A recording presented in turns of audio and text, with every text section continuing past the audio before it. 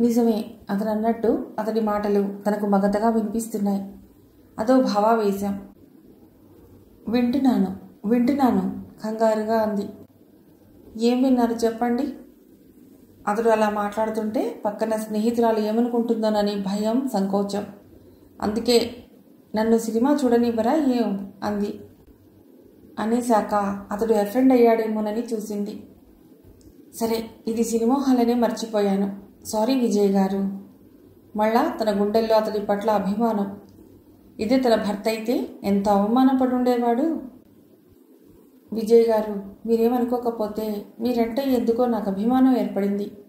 మాట్లాడొద్దు అని మీరంటే మాట్లాడటం మానేయడానికి ప్రయత్నిస్తాను. కానీ అభిమానించకూడదు అని నేను 1000 సార్లు అనుకున్నా. మీరు చెప్పండి, అది వీలవుతుందా? ఆ మాట తన గుండెల్ని ఎంతలా స్పందింపచేసింది. ఇలాంటి మాటే తన భర్త తనతో అంటే ఎంత హాయిగా ఉంటుంది.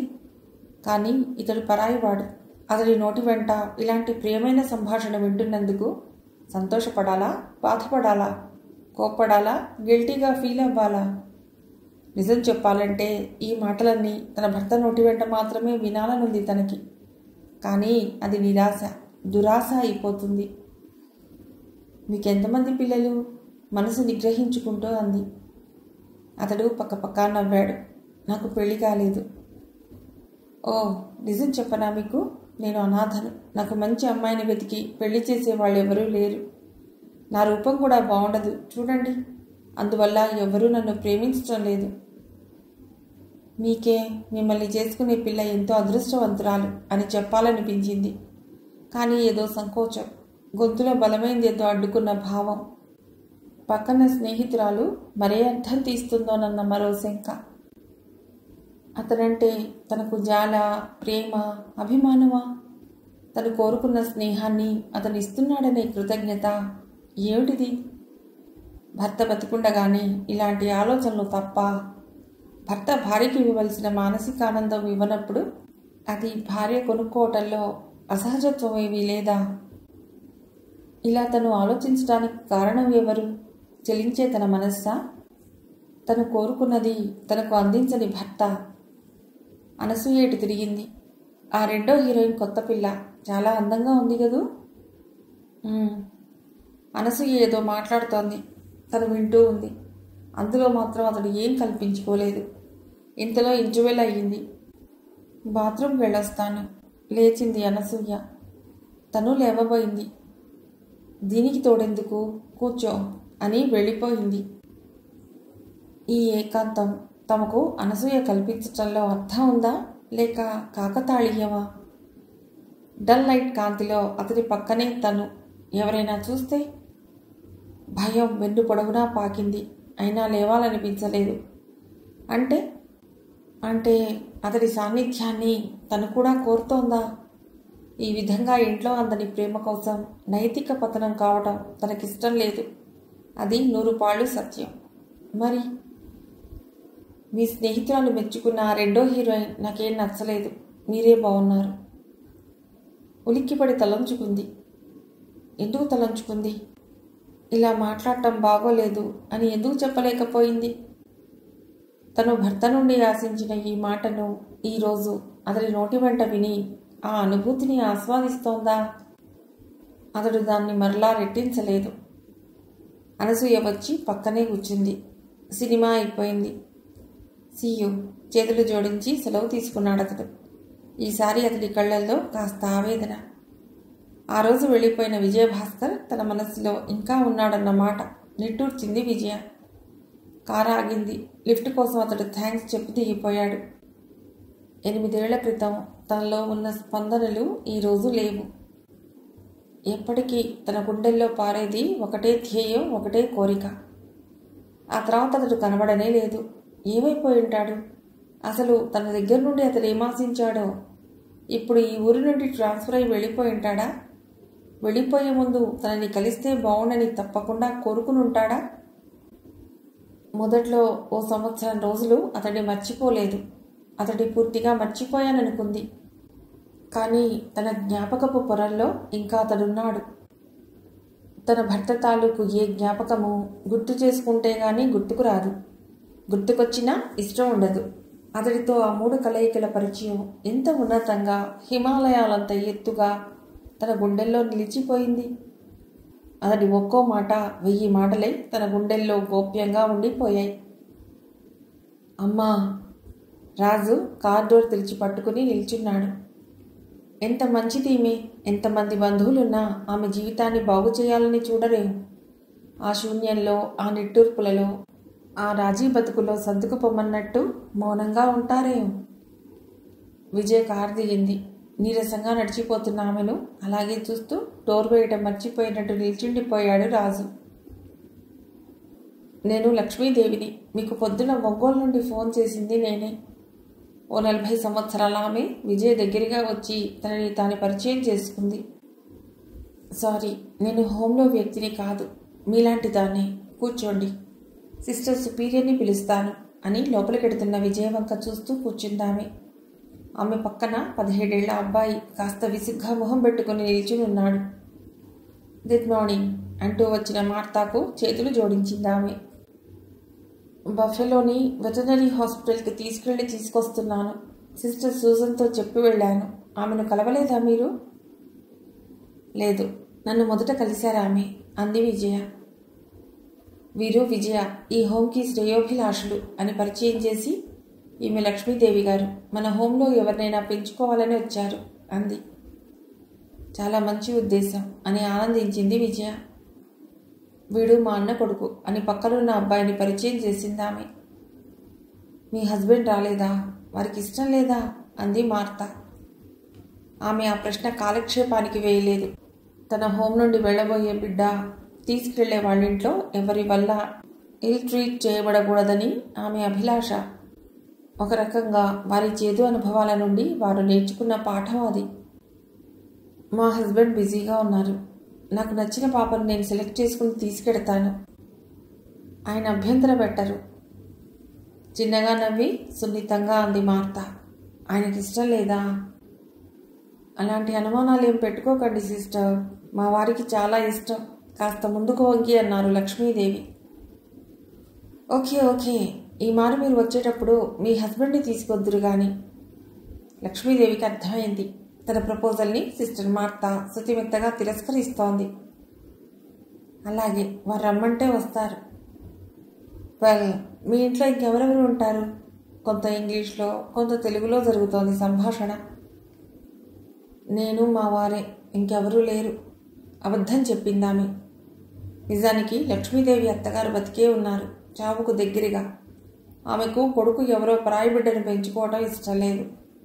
ఆమె ఇహలోక ఆనందం కంటే పరలోకంలో స్వర్గప్రాప్తి కొరకే ఎక్కువ ఆరాటపడే రకం. ఏ జాతి పిల్లని తెస్తారోనని ఆమె శంక. పిల్లలకు, పుష్పాలకు జాతి మతం ఉండదంటుంది లక్ష్మీదేవి.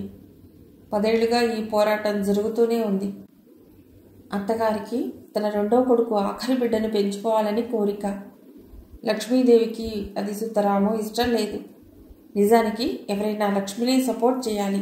కారణం, 2 తల్లుల మధ్య ఓ బిడ్డ నలిగిపోకూడదు. రెండవది, అవకాశం ఉన్నప్పుడు ఒక అనాథ బిడ్డకు ఆశ్రయం కల్పించాలి. మా హోంలో ఇప్పుడు 2 ఇన్ఫాంట్స్ ఉన్నారు అంది మార్త సంభాషణ పొడిగిస్తూ. సారీ సిస్టర్, మాకు మరీ చంటి బిడ్డ వద్దు. రోజుల బిడ్డకు స్నానం అది అని తన ఊహకు తానే నవ్వుకుందామే. అలా నవ్వేసి ఊరుకోలేదు. బిడ్డల్ని సాకటం మీకు ఎవరు నేర్పారు అని అడిగింది. ప్రభువు అంది పైకి చూస్తూ మార్త. లక్ష్మీదేవి ఒక రకమైన భావావేశంలో అంది. కాదు సిస్టర్, ప్రతి బిడ్డ పట్ల మీ గుండెల్లో తల్లి ప్రేమ ఉంది. అందుకే మీరు పెంచగలుగుతున్నారు.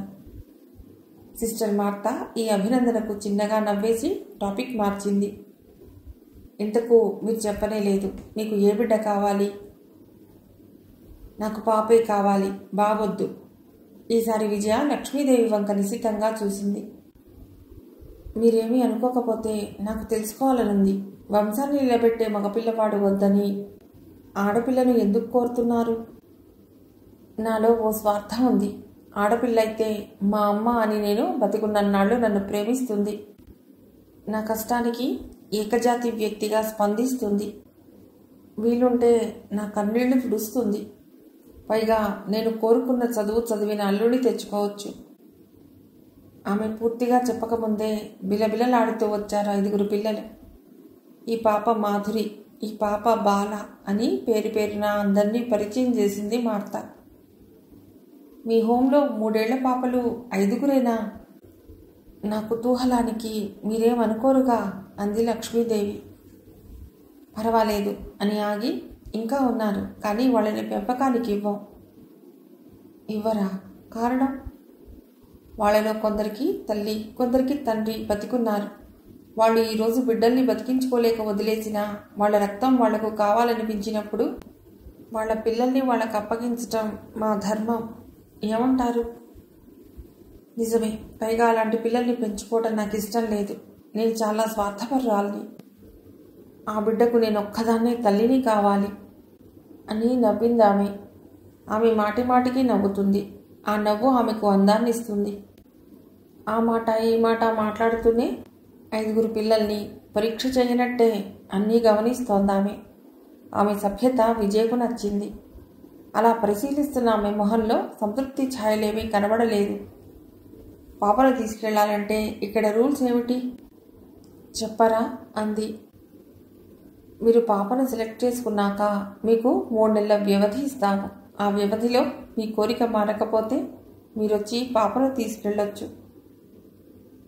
డొనేషన్ లాంటివి ఆగిందామె. నో, అలాంటి రూల్ ఏం లేదు. కాకపోతే మా పాప క్షేమం కొరకు మీరు మీ స్థితికి తగ్గట్టు కొంత ఆస్తి ఆ పాప పేరున రాయవలసి ఉంటుంది. ఆహా అంటూ ఆ పాపల్ని పరిశీలిస్తున్న ఆమె కళ్ళు గాంధీ మీద ఆగిపోయాయి. ఇంతింత కళ్ళతో ఒక రకమైన నిర్లక్ష్యం, ఆసక్తి సమపాళ్లలో కలిసిన కొత్త రకం ఎక్స్ప్రెషన్తో దూరాన నిల్చున్న గాంధీ ఆమెను ఆకర్షించాడు. ఆ బాబు బాగున్నాడు అంది గాంధీ వైపు చూస్తూ. ఆ బాబుని ఇవ్వం అంది వెంటనే మార్త. మీరిస్తే తీసుకోవాలనుంది. ఆడపిల్లని పెంచుకోవాలనే కోరిక కూడా కాదనుకుని అని నవ్వింది లక్ష్మీదేవి. రండి, ఇంకా చిన్నపిల్లలున్నారు. మీకు ఇష్టమైతే తీసుకెడుదురు గాని అని 10-15 ఉయ్యాలలు వేసిన గదిలోకి తీసుకెళ్ళింది ఆమెను మార్త. విజయ వాళ్ళని అనుసరించలేదు. కలత చెందిన మనస్సుతో అక్కడే ఉండిపోయింది. ఆ రూంలో రెపరెపలాడే చిగురుటాకులు లాంటి పసిపాపలు, వాళ్ళను లాలిస్తున్న సిస్టర్స్. మీ ఓపికకు నా జోహార్లు. మా అక్కకు కవల పిల్లలు పుడితే వాళ్ళని సాకను చాలా అవస్థపడ్డాము అంది వాళ్ళని చూస్తూ లక్ష్మీదేవి. ఆ ఉయ్యాలలో పాపలు తమ పరిస్థితి తెలియనట్లు కళ్ళు తెరుచుకుని చేతులు కాళ్ళు ఆడిస్తూ ఆడుకుంటున్నారు. ఓ ఉయ్యాల దగ్గరికి నడిచింది లక్ష్మీదేవి. పాప చాలా ముద్దుగా ఉంది. కానీ ఓ సంవత్సరం కూడా ఉండదేమో వయస్సు. ఈ పిల్లను సాకగలనా? ఆలోచించండి, ఇంకా టైం తీసుకోండి. లక్ష్మీదేవి వెళ్ళాక విజయను తన రూంలోకి పిలుచుకెళ్ళి నిదానంగా ప్రారంభించింది మార్త. ఏమనుకున్నావు గాంధీని బుద్ధుని తీసుకెళ్లే విషయం? కంగారుగా వద్దన్నట్టు తలూపింది విజయ. తీసుకెళ్ళవా? లాభం లేదు మార్త. రాత్రంతా ఆలోచించాను. నేను తీసుకెడితే వాళ్ళు చెడిపోతారు. నా కళ చెదిరిపోతుంది. అలా ఎందుకు ఊహిస్తావు నువ్వు?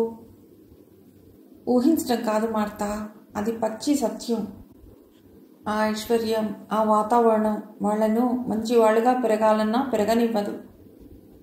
పోనీ బుద్ధుని గాంధీని తీసుకుని ఎక్కడికైనా వెళ్ళి ఈ ఐశ్వర్యం నీడపడకుండా సామాన్యులుగా పెంచరాదు? విరక్తిగా నవ్వింది విజయ. అలా ఎన్ని లక్షల సార్లు ఊహించానో మీకు తెలియదు మార్త. అదే సంభవమైతే ఈ నిస్సారమైన బతుకును ఎందుకు ఇడ్చుకొస్తున్నాను? ఈ జీవితాన్ని అల్లుకుని 1,000 బంధుత్వాలు. నేను వాళ్ళని వదిలినా వాళ్ళు నన్ను వదలరు.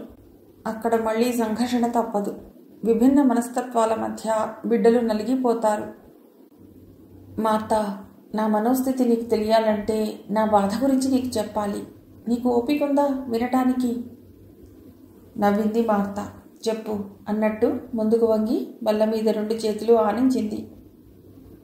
1,000 కోరికలతో ఎలాంటి అనుమానాలు భయాలు లేకుండా నా 20 ఏళ్ల వయస్సులో ఆయన జీవితంలోకి ప్రవేశించాను. నాకు ఇష్టం లేని జీవితంలో నుండి మంచి జీవితంలోకి వెడుతున్నానని గట్టిగా నమ్మాను. అప్పటికి ఇంకా నాకు మనుషుల మీద అపనమ్మకం లేదు. ఊహ వచ్చిన దగ్గర నుండి నా వాళ్ళ దగ్గర నేను ఆప్యాయతను ఆశించి అందుకోలేకపోయాను. నేను బిఏ పాస్ అయ్యేంతవరకు సాయంత్రం ఇంటికి వెళ్ళాలంటే ఒక రకమైన రిపల్షన్. కానీ వెళ్ళక తప్పదు. చదువు అయిపోయాక ఇంకెక్కడికి వెళ్ళను? ఆ ఇంట్లో నాకెవరున్నారు అనిపించేదే కానీ ఆ ఇంట్లో నాకు ఓ తండ్రి, ఓ అన్న, ఓ వదిన, ఓ తమ్ముడు ఉన్నారు. వాళ్ళు నా వాళ్ళు అనే భావం ఉండేది కాదు. కారణం, వాళ్ళలో అటాచ్డ్ నేచర్ లేదు. అమ్మను భార్యలా కాకుండా పుట్టింటి నుండి డబ్బు తెచ్చే యంత్రంలా చూసే నాన్న అంటే నా మనస్సులో పరమ అసహ్యం. పోతే అన్న పూర్తి స్వార్థపరుడు. అతడి సుఖంలోకి భార్య కూడా రాదు. ఎప్పుడూ సుఖం సుఖం సుఖం. తాగుడు, అది అందించే కైపు. ఆడది, అది అందించే సుఖం. స్నేహితులు, వాళ్ళందించే నిష. భార్య ఎవరితో లేచిపోయినా పట్టించుకోలేనంత నిష. ఆడదానికి కావాల్సింది మొదట మనస్సు. దాన్ని అర్థం చేసుకుని తోడుగా నిలిచే మనిషి. అతడి ఆదరణ, స్పర్శ. అసలు ప్రేమ అదెంత గొప్పవరం మార్తా. కనీసం ప్రేమించబడకపోయినా ప్రేమించగలిగితే చాలు. కానీ నా జీవితంలో రెండూ లేవు. నేను నిజంగా అతన్ని ప్రేమించలేదు. బిడ్డ తల్లిని ప్రేమించలేకపోయినా తల్లి బిడ్డను ప్రేమించి ఆ ప్రేమలో నుండి అమితమైన ఆనందాన్ని పొందుతుంది. నా భర్త మీద నాకు అలాంటి ప్రేమ కూడా లేదు. అతన్ని ప్రేమించటానికి నువ్వు ప్రయత్నించి ఉండవలసింది. మార్తా, ప్రయత్నిస్తే ప్రేమ రాదు. ప్రేమ అనేది గుండెలో నుండి దూకి అవతలి వ్యక్తి అంతరంగంలో నుండి దూసుకొచ్చి మనస్సు గుండెల్లో అది నిలవాలి. భార్యాభర్తల మధ్య బాంధవ్యం విలక్షణమైనది. ఇద్దరు ఆడవాళ్ల మధ్య ఉండే స్నేహం లాంటిది, ఒకే ఇంట్లో మెదిలే మనుషుల మధ్య మెదిలే బాంధవ్యం లాంటిది కాదిది. అది ఎదుటి వ్యక్తి నుండి సంపూర్ణమైన ఆత్మీయతను వాంఛిస్తుంది. ఎదుటి వ్యక్తిలో లోపాన్ని తన లోపాలుగా భావించి కించబడుతుంది. ఆ లోపాన్ని సరిదిద్దలేక విరక్తి చెందుతుంది. ప్రపంచంలోకెల్లా ఏకైకం అపురూపమైన బాంధవ్యం అది. శరీరం, మనస్సు, డబ్బు, కష్టాలు, సుఖాలు అన్నీ ఒకటై నిలిచే బాంధవ్యం అది. విజయ, ప్రభువు అందరినీ ఒకేలా సృష్టించడు. ఒక్కొక్కరు ఒక్కోలా ఉంటారు. ఎదుటి వ్యక్తిని ఇలా ఉండాలని కోరుకోవటం చాలా తప్పు. టేబుల్ మీదున్న ఫైల్లో కాగితం విజయ్ చేతుల్లో బిగుసుకుని నలిగిపోయింది. మార్తా మౌనంగా ఆ ఫైల్ తీసి పక్కన పెట్టింది. మార్తా, నాలా అతన్ని ఉండమని అతన్నెప్పుడూ కోరుకోలేదు. కనీసం మనిషిగా బతకమన్నాను. మనిషిని మనిషిగా చూడమన్నాను కానీ దేవుడిలా చూడమనలేదే. మార్తా, ఎదుటి వ్యక్తి ఇబ్బందులు గ్రహించడం అనేది అతడి చరిత్రలో లేదు.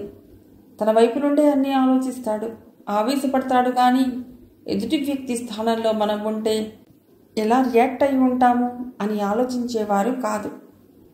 భార్య మాట ఏది విన్నా, భార్య కోరిక ఏది అనుసరించినా అతడికి అవమానమే. మార్తా, పెళ్ళైన ఓ 4 రోజుల తర్వాత అతడి గుండెల మీద వాలి అతడు చెప్పే తీయటి కబుర్లు వింటూ అతడి కళ్ళలోకి చూస్తూ పరవశించిపోయి విద్యా అని పిలిచాను. అలా భర్తను పేరు పెట్టి పిలుచుకోవాలనే కోరిక కూడా అంతగా నాకు లేదు. కానీ ఆ రోజు నా గుండెలు స్పందించి అసంకల్పితంగా నా నోట్లో నుండి దుమికిన పిలుపది. నిజానికి అందులో నా ప్రమేయమేమీ లేదు. ఆయన తుళ్ళిపడ్డట్టు చూశారు. మహాపరాధమేదో చేసినట్టు చూశారు. అవమానించబడ్డట్టు చూశారు. నేను బిత్తరపోయాను, బెంబేలు పడ్డాను. నేను అలా పిలిచినందుకు లజ్జతో కుంగిపోయాను.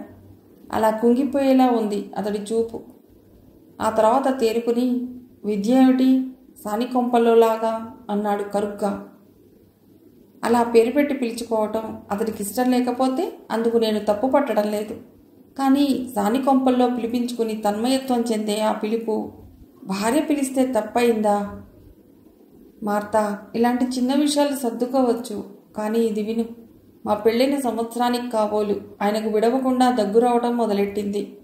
ఎన్ని మందులు వాడినా ప్రయోజనం లేకపోయాక ఆయనతో అన్నాను, డాక్టర్కు చూపించుకోకూడదు అని. డాక్టర్కా? ఓ 25 రూపాయలు తీసుకుని మళ్ళీ రాసేవి ఇవే అని కొట్టిపారేశాడతడు. మరో 10 రోజులు పోయాక నా మనస్సు ఒప్పుకోలేదు మౌనంగా ఉండిపోవటానికి. అతడిని బలవంతంగా డాక్టర్ దగ్గర తీసుకెళ్లాను. ఉంటారో ఉండరో మధ్యదారిలో గురిశాడు. ఉన్నారు. నేను ఫోన్ చేసి అపాయింట్మెంట్ తీసుకున్నాను. ఓహో, అన్నీ ప్రీప్లాన్డ్ అన్నమాట. అతను ఎందుకు అలా వ్యంగ్యంగా మాట్లాడతారో నాకు తల బద్దలు కొట్టుకున్నా అర్థం కాదు. ఆయన లోపలికి పోనిచ్చి నేను బయటే కూర్చున్నాను. లోపలికి వెడితే డాక్టర్ ఏవో ప్రశ్నలు వేస్తారు. నేనేదో జవాబులు చెప్పాలి. ఏం జవాబు చెప్తే ఆయనకు కోపం వస్తుందో అందుకే నేను లోపలికి వెళ్ళలేదు. వెళ్ళిన 3 అరగంటకు తిరిగి వచ్చారు ఆయన. తీసుకొచ్చిన మహారాణివి, బయటే ఉండిపోయామే. నేను జవాబు చెప్పలేదు. జవాబు చెప్తే మరో విసురు తగలొచ్చు. ఏమన్నారు డాక్టర్? ఇంకా ఏమీ అనలేదు. రక్త పరీక్షకు తీసుకున్నారు. ఎక్స్రే తీసుకురమ్మన్నారు. నీవన్నీ డబ్బుదండగ పనులే. ఎప్పటికప్పుడు నేను తోసేసుకుంటున్నా అతడి మాటలు నన్ను గాయపరుస్తూనే ఉండేవి. ఆయన ఎప్పుడైనా మృదువుగా మాట్లాడుతారు అంటే అది నా కౌగిలి ఆయనకు అవసరమైనప్పుడు. నేను చాలా పిచ్చిదాన్ని మార్తా. అతడు అలాంటి టైంలో మాట్లాడే 1-2 మాటలు అపురూపంగా ఏరుకొని నా గుండెల్లో భద్రపరుచుకునేదాన్ని. అతడి మీద నాకున్న కొద్దిపాటి ప్రేమ ఎప్పటికప్పుడు అతడిని క్షమించేలా చేసేదేమో. పొద్దుట లేస్తే మాటల ఈటెలు, వ్యంగ్యబాణాలు. అప్పటికి అతడి మూడ్ చూసి అడిగేదాన్ని, మీరెందుకు అలా కరుగ్గా మాట్లాడతారు అని. మీ అంత స్టైల్ మాకు లేక అని జవాబిచ్చేవారు ఆయన. మృదువుగా మాట్లాడటం, నొప్పించకుండా మాట్లాడటం స్టైలా? ప్రతిసారి విదిలింపుల్లో ఇదే వాక్యాలు ఉండకపోయినా రకరకాలుగా దాన్ని మార్చి విదిలించి నా మనస్సు నొప్పించేవాడు. నా అర్థింపులు, అలకలు, కోపాలు ఏవి అతడి దగ్గర పనిచేయక నేను నా అత్తగారిని ఆశ్రయించవలసి వచ్చింది. నా ప్రేమకి అదెంత అవమానం. కొన్ని రోజుల తర్వాత నాలోనూ సహనం చచ్చిపోయింది. మానసికంగా బాగా అలసిపోయాను. మార్తా, మరో చిత్రం చెప్పనా? నేను బ్రతిమలాడటం మానేశాక, పట్టించుకోవటం ఆపేశాక ఆయన బుద్ధిగా మందులు మింగటం ప్రారంభించాడు. ఏమిటో మనస్తత్వాలు అని నిట్టూరుస్తూ లేచి మంచినీళ్ళు ఒప్పుకుని తానొక గ్లాస్ తాగి విజయ్కి ఒక గ్లాస్ అందించింది మార్తా. మార్తా, అది అతడి అహంకారం అయితే నాకు ఇన్నేళ్ల తర్వాత దొరికిన జవాబు ఒక్కటే. ఇన్కమ్ ట్యాక్స్ గొడవలు రాకుండా ఈ ఇల్లు నా పేర రాశారు. ప్రేమతో కాదు మార్తా. ఇలా ఎన్నని చెప్పను, ఎన్ని సంఘటనలు గుర్తు చేసుకుని చెప్పగలను. ఒకరోజు కమలత్త కొడుకు చనిపోయాడు. పాపం, ఈ మధ్యనే పెళ్ళయింది సానుభూతిగా అన్నాను. అనేసి వెళ్ళబోతున్న అతడితో మరలా అన్నాను, మీరు త్వరగా వస్తే వాళ్ళ ఇంటికి వెళ్ళొద్దాం. ఏం అవసరం లేదు. ఆ ఊరికి పోవాలంటే రూట్ బాగుండదు. అయినా వాళ్ళ అవసరం మనకేమీ లేదు అని అనేసి అతడు వెళ్ళబోతున్నాడు. పోనీ తులసక్క పెడుతున్నారుగా, నేను వెళ్ళనా అన్నాను. ఇళ్ళు పట్టుకుని తిరుగు అని విసురుగా వెళ్ళిపోయారు. ఎదుటి వ్యక్తిని నొప్పించడం అనేది అతడి జన్మ హక్కు కాబోలు. ఒకరోజు అతడి స్నేహితుడు వచ్చి కూర్చున్నాడు. అప్పుడప్పుడు అతడు వస్తుంటాడు. మామూలు ప్రకారం కాఫీ ఇచ్చాను. మీకు విద్య తగడు, మీలాంటి భార్య నాకుంటే పువ్వులో పెట్టుకుని చూసుకుందును అన్నాడు. అతడు జాలితో అన్నాడో కాంక్షతో అన్నాడో నాకు తెలియదు కానీ ఒక పరాయి మగవాడి నోటి వెంట జాలి కానీ కాంక్ష కానీ అలాంటి మాటలు వినటం నాకు ఇష్టం లేని సంగతి. నేను కోపంగా చూసి లోపలికి వెళ్ళిపోయాను. అతడు తర్వాత ఎప్పుడు వెళ్ళిపోయాడో నాకు తెలియదు. నా భర్త వచ్చాక అతడికి చెప్పాను. అతడు నా వైపు తీక్షణంగా చూసి, నువ్వు చనివివ్వకపోతే వాడెందుకంటాడు అన్నాడు. ఆ మాట అతను అనబోయే ముందు నేను చనివిచ్చే మనిషినే అయితే మా మధ్య జరిగిన దాన్ని అతడికి చెప్పుకుంటానా?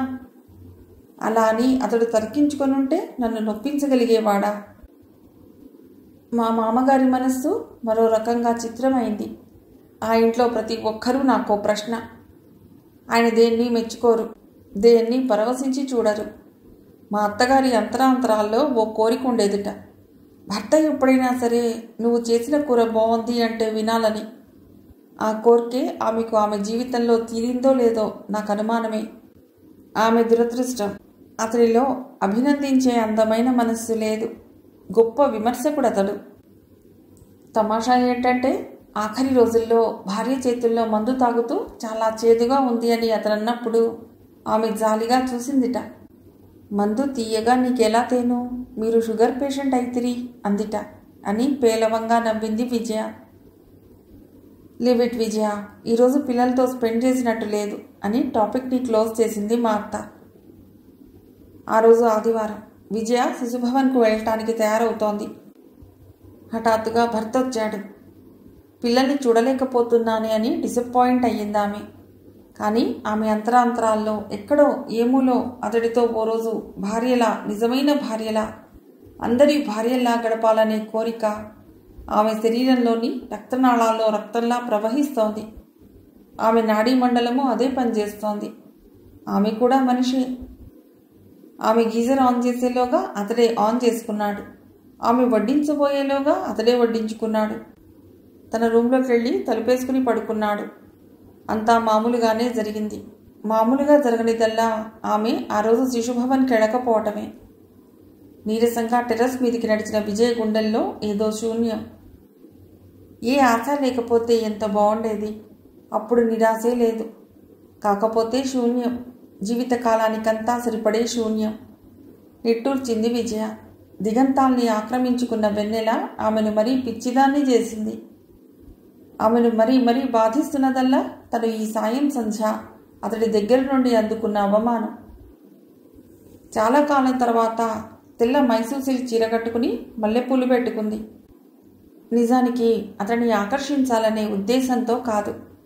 ఆకర్షించాలనుకున్న రోజులు వెళ్ళిపోయి చాలా కాలమైంది. ఎందుకో ఈ మధ్య తను ఓ మంచి చీర కట్టి ఎరగదు. కట్టాలని అనిపించేది కాదు. అలాంటిది ఈరోజు భర్తను చూసి తనకి పాలమీగడ లాంటి తెల్ల చీర ఎందుకు కట్టాలనిపించింది? ఏమిటా భోగం సొగసులు అని అనిపించుకోవడానికి తప్పితే. మనస్సు దహించేస్తుండగా అంత ఎత్తు టెర్రస్ మీద నుండి దూకి ప్రాణత్యాగం చేసుకుని అవమాన భారా నుండి విముక్తి పొందాలనే కోరిక పిల్లలు గుర్తుకురాగా సమాధైపోయింది. ఎదురుగా కనిపిస్తున్న చిన్న ఇల్లు ఆమెలో సంచలనాన్ని రేపింది. ఈ ఐశ్వర్యం మనుషుల్ని విడదీసే ఆయుధం అయితే ఆ ఆయుధాన్ని ఎందుకు కోరుకుంటున్నట్లు జనం? ఆ చిన్న ఇంట్లో గీజర్లు లేవు. భార్య నీళ్లు కాచి ఇస్తేనే భర్త స్నానం చేయగలడు. ఆ ఇంట్లో నౌకర్లు లేరు. భార్య వండి వడ్డిస్తేనే తినగలడు.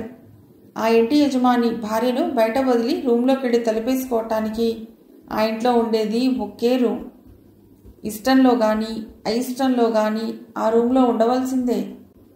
ఆ చిన్న రూమ్లో ఇద్దరు మనుషులు కదులుతూ ఉంటే ఆ ఇద్దరి మనస్సులు కలవవలసిందే. ఆ ఇంటికున్న ఏకైక బెడ్రూమ్లో 40 క్యాండిల్ బల్బు కాంతిని అధిగమించి ఆక్రమించుకున్న వెన్నెల కాంతిలో ఆమెకంతా కనిపిస్తూనే ఉంది. ఆ భర్త ఆ భార్యను ఆప్యాయంగా దగ్గరకు తీసుకుంటున్నాడు. తెచ్చిన మల్లెమాలను ఆమె జడలో పెడుతున్నాడు. వాళ్ళు చిన్నవాళ్ళేం కాదు. వాళ్లకు తమ వయస్సే ఉంటుంది. చటుక్కున స్పృహలోకి వచ్చింది విజయ. ఏమిటి తను చూస్తున్నది? చప్పున తప్పుకుందామే. కానీ గుండెలు ఘోష పెడుతూనే ఉన్నాయి. నాకు అలాంటి భర్త కావాలి, అలాంటి ఇల్లు కావాలి, శరీరాన్ని శ్రమ పెట్టుకుని మనసుని తృప్తిపరుచుకునే ఇల్లాలితనం కావాలి, ఇద్దరి మధ్య నిశ్చింతగా పెరిగే బిడ్డలు కావాలి. కానీ తనకేమీ లేదు. ఆమె వేడి నిట్టూర్పు వెన్నెల కాంతిలో విలీనమైపోయింది. అక్కడే పడుకుంది విజయ. ఆమెకు భయం అనిపించలేదు. తనను కాపాడను కింద రూంలో భర్త, గేటులో గూర్ఖా ఉన్నారనే ధైర్యం కాదు. అదో విరక్తి, అదో నైరాశ్యం. అమ్మా అమ్మా, రేపు మా హోంకి కలెక్టర్ వస్తున్నారు. పిల్లలంతా ఆనందంగా పరిగెత్తుకొచ్చి విజయను చుట్టేశారు. కలెక్టరా? ఎందుకమ్మా? కాదోర్ మూస్తూ అడిగింది విజయ, పక్కనున్న జబీనా తల మీద చెయ్యి వేస్తూ. అందరూ కోరస్లా అరిచారు. మాకు కొత్త బ్లాక్ కట్టారుగా, అందుకని. విజయ్కి అర్థమైంది. కానీ అర్థం కానట్టుగా అంది. వాళ్లతో ఏదో ఒకటి మాట్లాడాలి. కొత్త బ్లాక్కి కడితే ఆయన ఎందుకు రావటం? పిల్లలు ఆలోచనలో పడ్డారు. మాల వేయించుకోవటానికి. కాదు, ఆయన అందులో ఉంటారు, నవ్వింది విజయ. ఆమె తన కష్టం మర్చిపోయి నవ్వింది. అలా అన్న అమ్మాయి మొహం చిన్నపోయింది. విజయ ఆ అమ్మాయిని దగ్గరికి తీసుకుంది. కాదమ్మా, కలెక్టర్ అంటే గొప్ప కదా, అందుకని మీరు కట్టించుకున్న బ్లాక్ని ఆయన చేత ఓపెన్ చేయిస్తున్నారు. కలెక్టర్ గొప్ప? ఎందుకని? జిల్లాకంతా పెద్ద కదా. పెద్ద అంటే 100 సంవత్సరాలు ఉంటాయా? తన పెద్ద పెద్ద కళ్ళను గుండ్రంగా తిప్పుతూ అంది రాగిణి. నవ్వొచ్చింది విజయకు. ఆ పిల్లకు 5 ఏళ్ళు ఉంటాయి. కాదమ్మా, ఆయన కూడా నా అంతే ఉంటారు. నీ అంతైతే కలెక్టర్ అయిపోవచ్చా? అయితే నేనైపోతా హుషారుగా అన్నాడు 5 ఏళ్ల బెనర్జీ. వాడివైపు ప్రేమగా చూసింది విజయ. అందరూ నా అంత అవ్వగానే కలెక్టర్ అయిపోరు నాన్న, పెద్ద చదువులు చదవాలి, IAS పాస్ అవ్వాలి. ఎవరూ మాట్లాడలేదు. ఇప్పుడు చెప్పండి, ఎవరెవరు IAS పాస్ అవుతారు అందామె. నేను నేను నేను అందరూ అరుస్తున్నారు, ఒక్క గాంధీ తప్ప. అంతవరకు పిల్లలతో కలిసిపోయి తన స్వీయ దుఃఖాన్ని మర్చిపోయిన విజయలో మళ్ళా దిగులు. ఎదిగిన గాంధీలో ఎందుకింత నిర్లిప్తత? ఇక్కడున్న పిల్లలంతా తల్లిదండ్రులు లేని వాళ్లే, కానీ వాళ్ల ప్రపంచాన్ని, వాళ్ళ ఆనందాన్ని వాళ్ళు సృష్టించుకున్నారు. మరి ఒక్క గాంధీ మాత్రమే ఎందుకు ఇవ్వడలేకపోతున్నాడు? గాంధీ పిలిచింది విజయ. వాడి దగ్గరికి వచ్చాడు. ఎవరి ఓదార్పైనా లేందే తాను బతకలేనంత దీనత్వంలో ఉన్నాడు. ఏ నాన్న, నువ్వు కలెక్టర్వి కావా? వాడు మాట్లాడలేదు. నేను కలెక్టర్ చదువు ఎవరైనా చదివిస్తే చదవ్వా? వాడు తల అడ్డంగా ఊపాడు. ఎందుకని? ఎందుకు చదవ్వు? నాకు అమ్మ కావాలి. వాడు ఏడ్చేశాడు. వాడికి అమ్మా నాన్న చదివిస్తే చదవాలనుంది. అలా చెప్పడం వాడికి చేత కానట్టుంది. విజయ్ కూడా గుండె బరువు మోయటం చేత కావటం లేదు. నేనే నీకు అమ్మననుకో. ఆమె కంఠం కొంచెం వణికింది. వాడు కొంచెం కూడా ఆలస్యం చేయకుండా తల అడ్డంగా ఊపాడు. ఆమె నిరాశగా వెనక్కు తిరిగింది. కార్ దగ్గరికి వెళ్ళి డ్రైవర్తో తను తెచ్చిన carrom board, pin board, chess, Chinese checkers తెప్పించి పిల్లలకిచ్చింది. వెళ్ళి ఆడుకోండి. అందరూ వెళ్ళిపోయారు. గాంధీ కూడా వాటి వంక ఆశగా చూస్తూ నీరసంగా కదిలాడు. అందరినీ వెళ్ళనిచ్చి గాంధీ చేయి పట్టుకుంది విజయ. ఆమెలో అప్పటికప్పుడే నిర్ణయం జరిగిపోయింది. నిన్ను నేను పెంచుకుంటాను, వస్తావా? విజయ్కు నాలుక చివరి దాకా వచ్చిన వాక్యం ఆగిపోయింది. పెంచుకోవటం అనేది తన ఒక్కరి మీద ఆధారపడి లేదు. అందుకు తన భర్త ఒప్పుకోవాలి. మొదట వీడి అభిప్రాయం తెలుసుకుని ఆ తర్వాత భర్తను అడగాలి. ఎవరైనా పెంచుకుంటే వెళతావా అమ్మా? సిస్టర్ నన్ను పెంచుతున్నారుగా. విజయ ఆశించని జవాబది. తన ప్రశ్నకు పెద్ద వ్యంగ్యబాణం అది. పెంచుకోవటం అంటే ఇలా అందరిలా కాదు గాంధీ. నిన్నొక్కడినే. ఆ ఇంట్లో నువ్వొక్కడివే ఉంటావు. వెళ్ళవా? అదే ప్రశ్నను ఎన్నిసార్లు ఎన్ని విధాలుగా మార్చడిగినా వాడి జవాబు చెప్పలేదు. ఆ పసివాడికి వెళ్ళాలనే ఉంది. వెళ్ళకూడదని ఉన్నట్టుంది. బుద్ధు సంతోషంగానే ఉన్నట్టున్నాడు. కాబట్టి వాడి విషయంలో తను బాధపడవలసిందేమీ లేదు. కానీ గాంధీ విషయంలో ఇలా వదిలేస్తే తను తర్వాత పశ్చాత్తాపడవలసి ఉంటుందేమో. భర్తను ఒప్పించి గాంధీని పెంపకానికి తీసుకెళ్ళాలి అని నిర్ణయించుకుని ఆ రోజు కారు దిగిన విజయ్కు ఓ శుభవార్త చెప్పింది తులసి. సాయంత్రం మీ ఆయన వస్తారట. అప్పుడప్పుడు తన భర్త రాక బావగారి ద్వారా తెలుసుకుని తులసక్క చెప్తూనే ఉంటుంది తనకు. ఎప్పుడూ నిర్లిప్తంగా వినే విజయ్కు ఈరోజు మాత్రం అది శుభవార్తగా ధ్వనించింది. తన భర్తకు భార్య అక్కర్లేదు గాని ఈ వంశానికి వారసులు కావాలి, ఈ ఆస్తికి హక్కుదారులు కావాలి. అందుకే పాపం ఇష్టం లేకపోయినా వారానికోసారి ఈ మధ్య వచ్చిపోతున్నాడు. అక్కడ మద్రాసులో తను ఇష్టపడి పోషిస్తున్న యువతికి గర్భాలు తీయిస్తూ సంఘపరంగా భార్య అయిన తనకు పిల్లలు కలగాలని ఆరాటపడుతున్నాడు. చూడు, మొగుడు పెళ్ళాలన్నాక 1,00,000 ఉంటాయి. ఏం చేస్తాం, మనమే సర్దుకుపోవాలి. మీ బావగారు మాత్రం ఏకపత్ని వ్రతుడా ఏమి? రేపు ఆ అబ్బాయి వచ్చేసరికి మంచి చీర కట్టుకుని తలనిండా పూలు పెట్టుకో. ప్రవరాఖ్యుడా ఏం నిన్ను కాదంటానికి? పాపం తులసక్క హితవు చెప్తోంది. ఆమె పిచ్చిది, ఆమెకు తెలియదు. తెల్ల చీర, మల్లెపూలు, భార్య పెదవుల మీద చిరునవ్వు, ఆమె గుండెల్లో అనురాగం అతడికి అక్కర్లేదు. కేవలం పిల్లల కోసం ఈ శరీరం కావాలి. అలాగే అక్క అని లోపలికి నడిచింది విజయ. మిగిలిన కథ తర్వాతి భాగంలో.